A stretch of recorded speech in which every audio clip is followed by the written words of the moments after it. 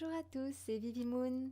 Bienvenue pour cette nouvelle review qui cette fois-ci concerne le Three Trees Tarot volume 1, à savoir le Oak, Ash and Thorn Tarot de Stephanie Burrows, étant l'auteur, et Adam Hollers l'illustrateur. C'est un tarot qui est déjà sorti l'année dernière et il a eu un tel succès qu'il a été très vite en rupture de stock. Donc c'était impossible de le trouver, à part sur certains sites comme Etsy, à des prix faramineux. Ça se montait jusqu'à 300-400 $.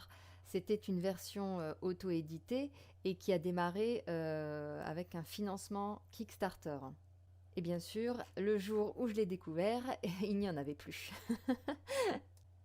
Heureusement, comme j'étais et je suis toujours abonnée à la newsletter de Three Trees Tarot, j'avais régulièrement des nouvelles de Sandra Burrows, puisque c'est elle qui tient la newsletter. Et voilà, ils avaient communiqué à ce sujet, ils allaient lancer de nouvelles impressions de ce tarot. Et puis enfin, on a eu des nouvelles, c'était bon, on avait une date de sortie, donc il fallait être sur le site pour le commander. Donc il fallait faire vite. Je me suis précipitée parce qu'en plus il y avait un décalage par rapport à Londres parce qu'ils sont basés en Angleterre.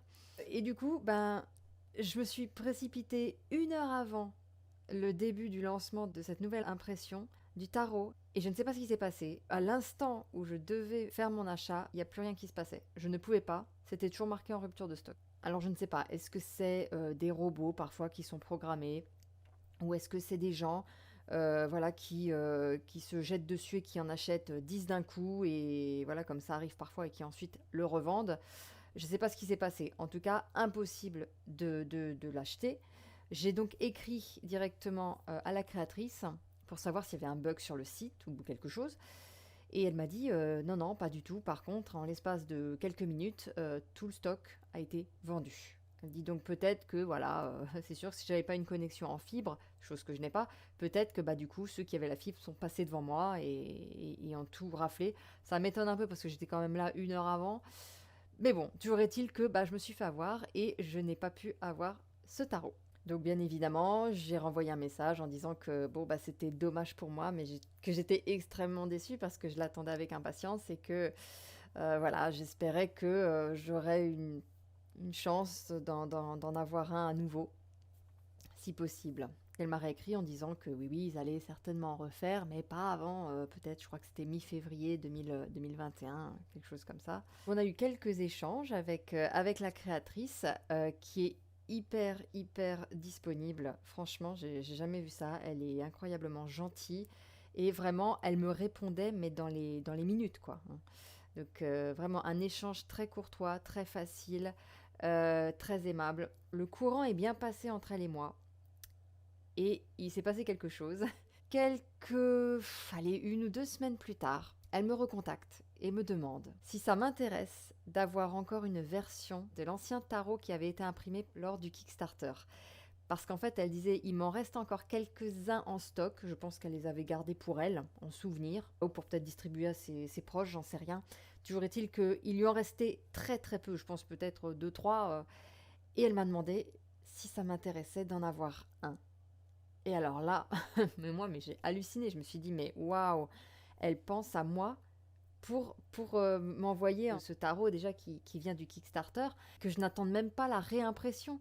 Vraiment, j'étais incroyablement reconnaissante qu'elle pense à moi pour sa gentillesse, qu'elle me fasse ce cadeau, entre guillemets, même si je l'ai payé quand même, mais qu'elle me fasse ce cadeau, quoi. Et bien sûr, vous vous doutez bien que je me suis précipitée, j'ai dit oui, merci 1000 fois, merci, c'est trop gentil. Donc c'est cette version-là, la version du Kickstarter, que je vais vous montrer maintenant.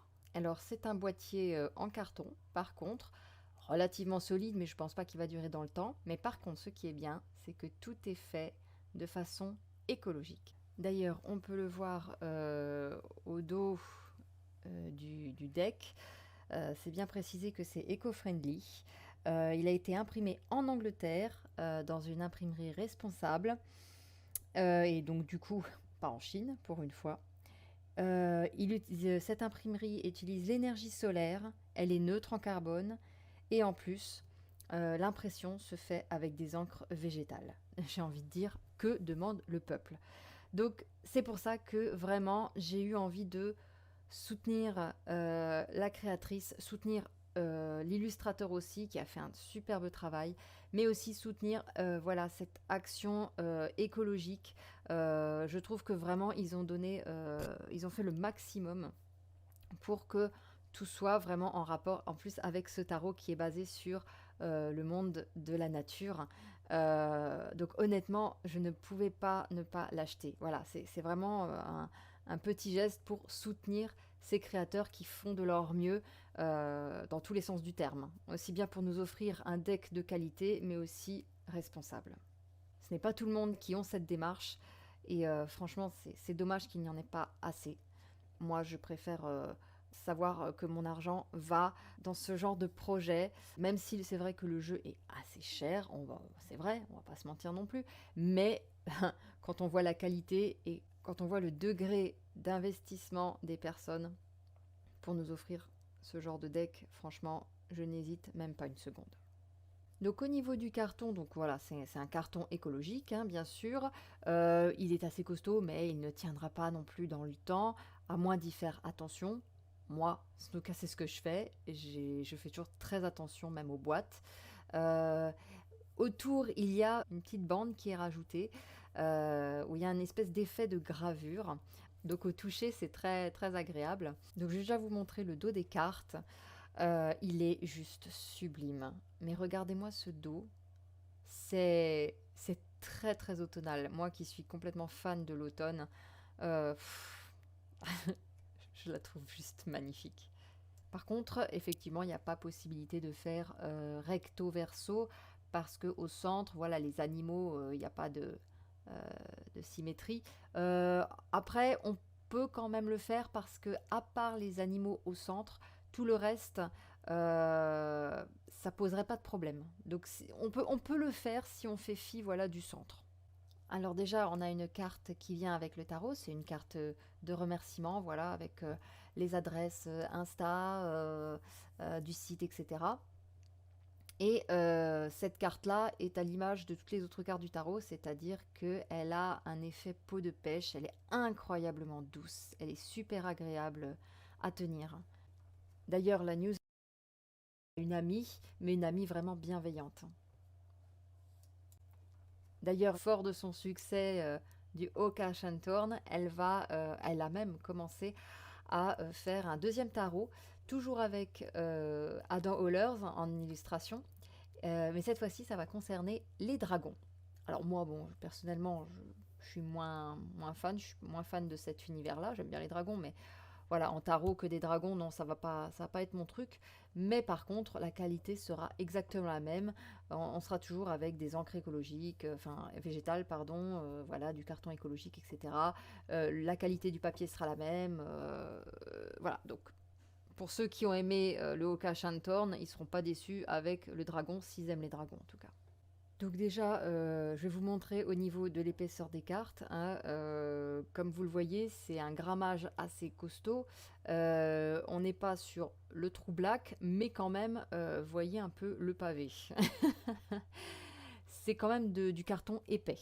Les tranches sont blanches, et tant mieux, puisque le dos, hormis les ornements automnales, il est blanc aussi. Donc il y a une bonne cohérence. Alors c'est sûr, l'effet peau de pêche, c'est pas ce qu'il y a de mieux pour battre les cartes, hein. Les cartes ne glissent pas. Pour les étaler, pour ceux qui aiment les étaler comme moi, ça vient par petits paquets, hein. Donc bon, après il faut trouver une technique, hein. Ça peut se faire, il n'y a pas de problème, hein. Et puis bon, de toute façon le jeu, il est tellement joli que voilà, j'ai eu un coup de cœur pour ce jeu, hein. Il est juste sublime. Donc ce jeu vient avec deux cartes qui sont de la même taille que les cartes du tarot. Et ça se fait de plus en plus maintenant dans les jeux, hein. Ce sont des cartes avec les mots-clés pour chaque carte. Comme ça, on les a toujours à portée de main. Alors il n'y a pas de livret, hein, dans ce jeu de tarot. Il n'y a que les cartes. Mais il faut savoir que Stéphanie Burrows propose un guide qu'elle a fait et qui est d'ailleurs très bien fait. Il suffit juste de lui envoyer la preuve d'achat du tarot Et elle vous donne un code pour pouvoir accéder au format PDF du guide en fait. Bon, moi je l'ai eu, hein, donc ce guide, et franchement, il est super joli, super bien fait, dans le même esprit finalement que le tarot blanc, avec voilà, les images, les mots-clés, la description de la carte, etc. Mais c'est pas un pavé en fait, c'est super bien fait, c'est doux, c'est vraiment très doux. Le guide est tout en couleur aussi. Alors on va commencer avec le fou, qui est représenté par un adorable petit faon. Le magicien, où là on retrouve les symboles des cartes, l'épée, le denier, la coupe, le bâton.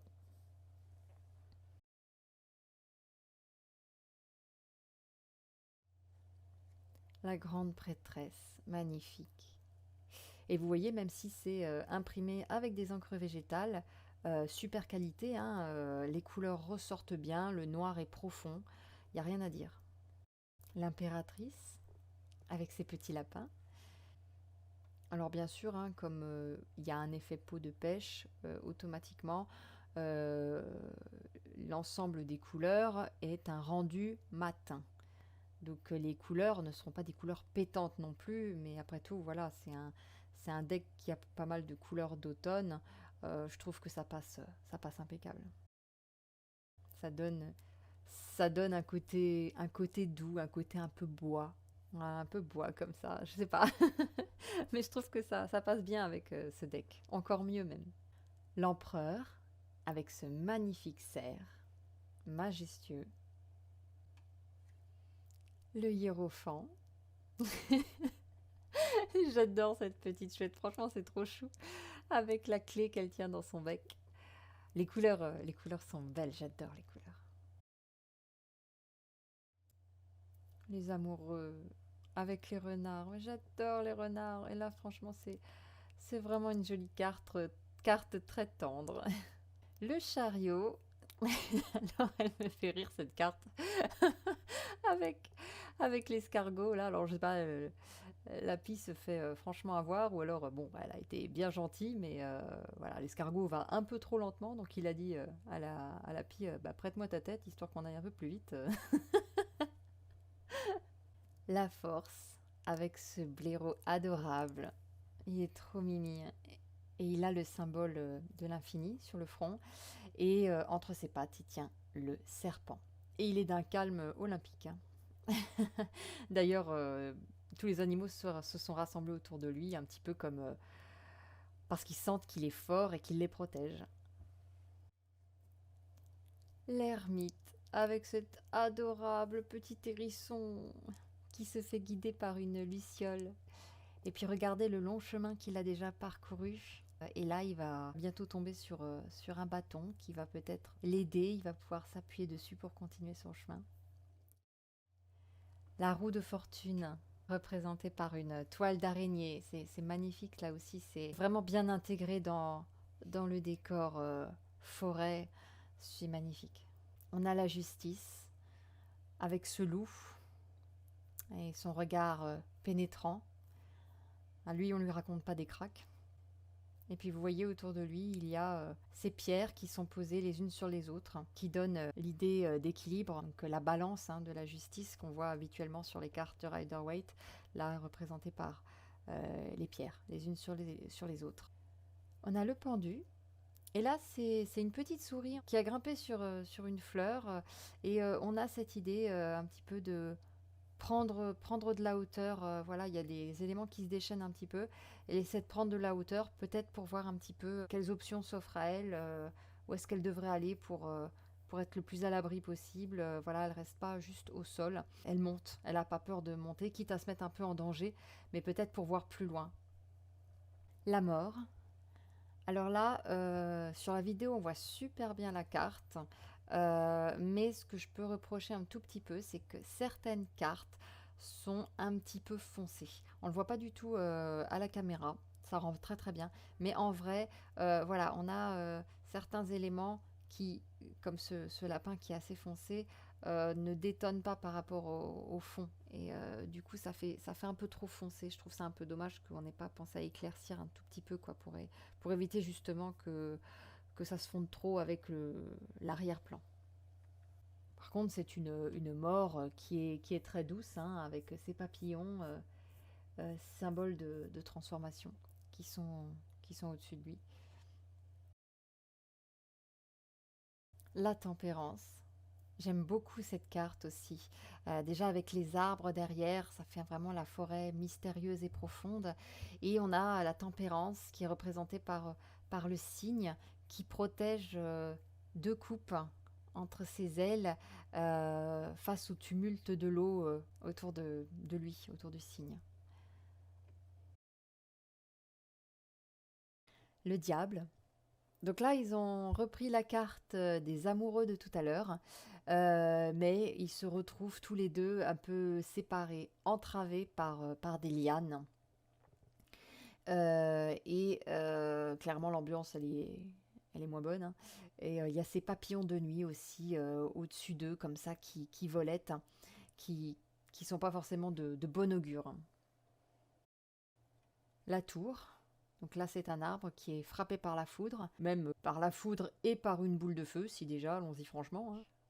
Ça arrive soudainement sans crier gare. Cet arbre est au bord d'une falaise, donc déjà la situation était un peu tendue à la base. L'étoile, avec ces deux poissons qui regardent les étoiles. Et puis bah, on a le symbole de l'eau aussi, puisque avec l'étoile s'ajoute toujours l'eau, hein, pour faire le lien entre ciel et terre. La lune, adorable. Et cet écureuil alors, il est endormi, mais bon, voilà, la lune, c'est tout ce qui est le monde intérieur, hein. D'ailleurs, on voit là, il est vraiment dans la lune. La lune l'englobe. Alors, je ne sais pas exactement ce que ça représente, cette lune. C'est pas un reflet, je ne sais pas trop. Mais en tout cas, voilà, on voit il est dans ce monde intérieur, il est vraiment dans le croissant de lune. Le soleil, après la pluie, le beau temps, avec cet oiseau qui garde la foi et qui se dit, ben, de toute façon, le soleil ne va pas tarder à arriver, je continue mon chemin, quoi qu'il arrive, j'ai la foi, ça va bien se passer. Le jugement, superbe carte, avec cet oiseau qui s'élève comme ça, droit, puissant, et la colonne de fumée qui suit son mouvement. Il y a vraiment une idée là de puissance, hein. Pourtant, c'est pas gros oiseau, mais voilà. D'ailleurs, il est suivi par tous les papillons, hein. Les papillons qui peuvent représenter à la fois la mort, la transformation, enfin, voilà, c'est une belle symbolique ici. Et pour finir, on a la carte du monde qui est superbe, adorable. On voit le cerf, le grand cerf, qui est l'empereur, donner un globe lumineux, qui est le monde, au fan, qui lui était le fou. Et je trouve c'est comme un passage, voilà. Je te remets le flambeau à toi maintenant. Magnifique, magnifique. Alors, passons maintenant à la famille des coupes, donc aux arcanes mineures. Et les coupes sont représentées avec les écureuils, la famille écureuil. Alors au niveau de la représentation, hein, typiquement on a les mêmes symboliques que le Rider-Waite, hein. Y a parfois quelques petites choses, voilà, que l'auteur se permet pour étoffer un petit peu et permettre des interprétations plus vastes. Mais dans l'ensemble, voilà, les images, les symboliques se réfèrent au Rider-Waite. Et puis comme ça nous évite d'être trop perdus, parce que c'est vrai que parfois avec les animaux, surtout des animaux non humanoïdes, ils ont rien, ils portent pas des habits d'humains ni rien. C'est vrai que parfois c'est moins évident de faire passer un message. Donc là, je trouve que c'est quand même bien amené au niveau de la construction de l'image, au niveau de l'action de l'animal. On comprend. C'est vrai qu'à la base, moi, les tarots avec des animaux, c'est plus difficile pour moi parce que je m'identifie moins en fait. Je préfère, voilà, quand il y a des êtres humains, je trouve que c'est plus facile pour moi de me projeter. La deux coupe, mais ces animaux-là sont bien faits, ils sont super bien mis en scène. Voilà, c'est assez fluide, hein. On arrive à comprendre. Il a bien réussi la mise en scène. La 3 de coupe.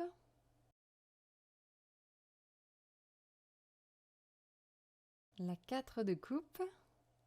Regardez cet écureuil, il est pas content, hein. Hein. Il boude dans son coin.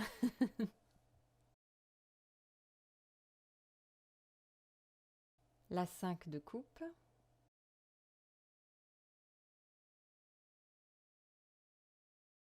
Six de coupe. 7 de coupe.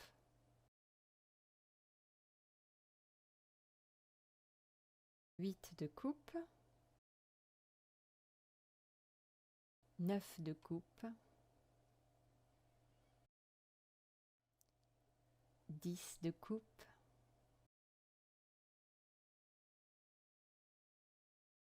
Valet de coupe. Donc là, on a la coupe représentée voilà par l'enveloppe du gland. Le chevalier de coupe. La reine de coupe. Très jolie, avec l'eau et les poissons autour d'elle. Elle est très douce. Et le roi de coupe. Malgré les eaux agitées devant lui, il maîtrise ses émotions. Alors bon, je disais tout à l'heure qu'il était relativement compréhensible. Maintenant, c'est pas le tarot que je recommanderais aux débutants parce qu'il y a quand même certaines cartes qui ont quelques nuances.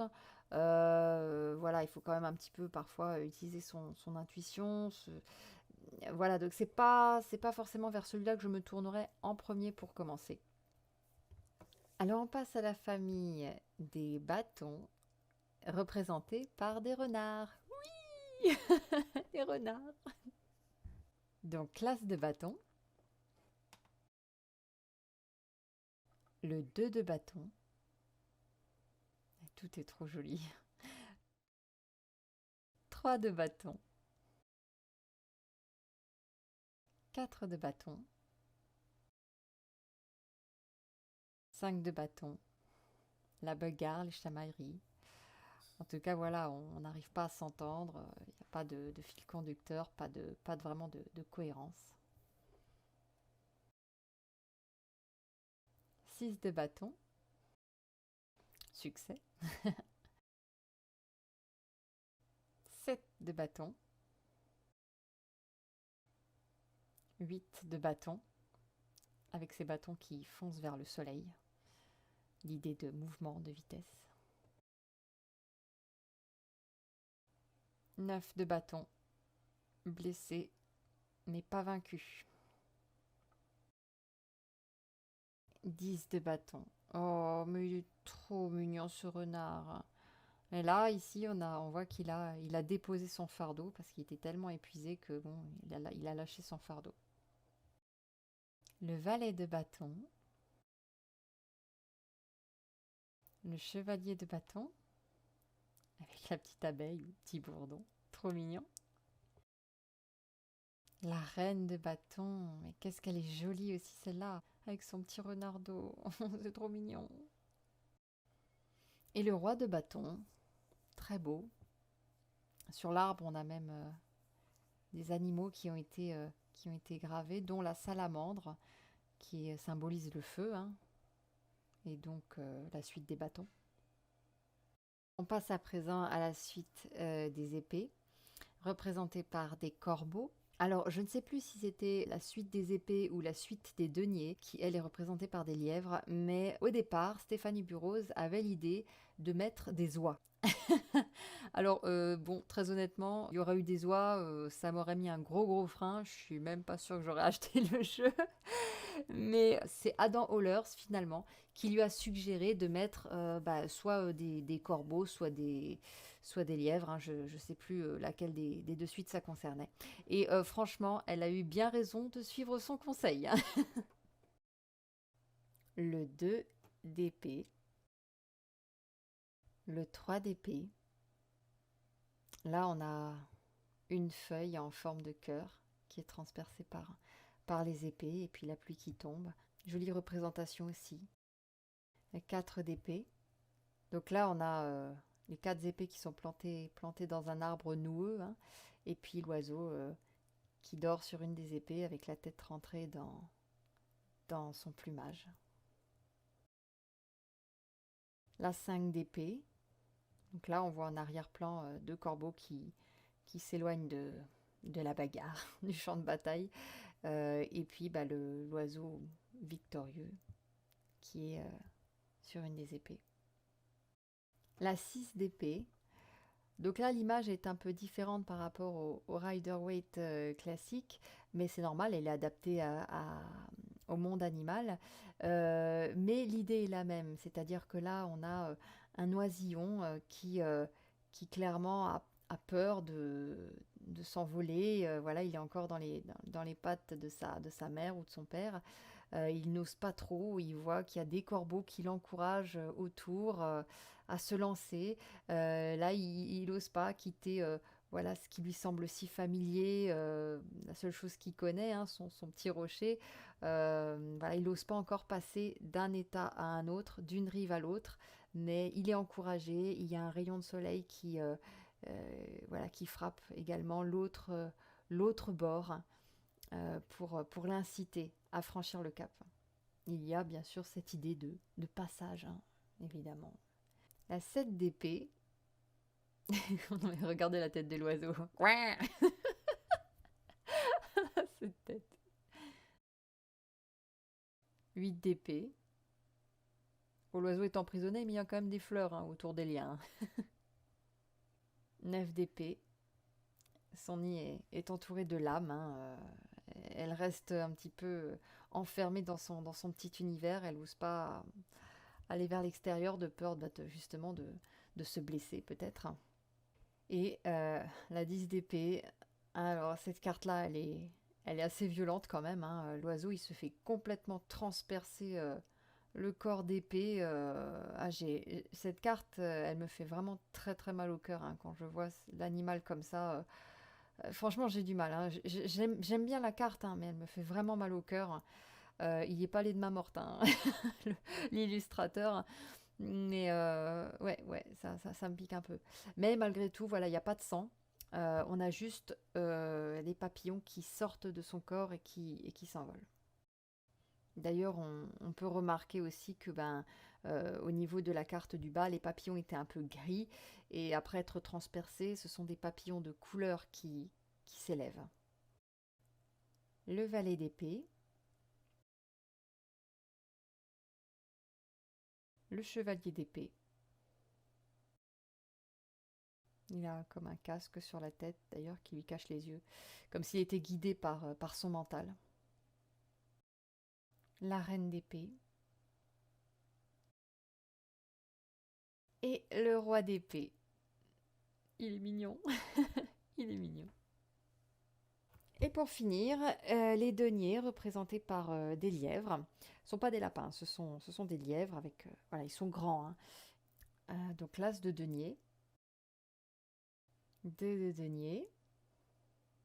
Là, je pense qu'on a peut-être voulu aussi représenter la 2 de denier, qui d'habitude c'est un bonhomme qui tient 2 deniers dans ses mains et qui a l'air de jongler, voilà, avec derrière des bateaux sur des eaux tumultueuses.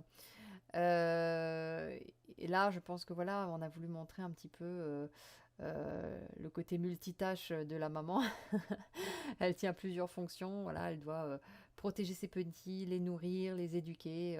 Voilà, ce côté avoir plusieurs métiers, jongler avec plusieurs tâches. 3 de denier, 4 de denier,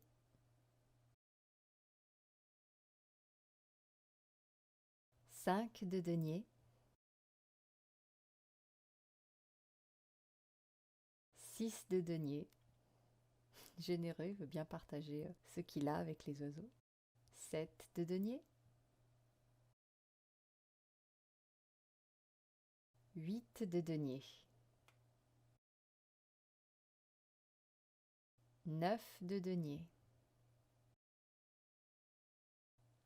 et 10 de denier.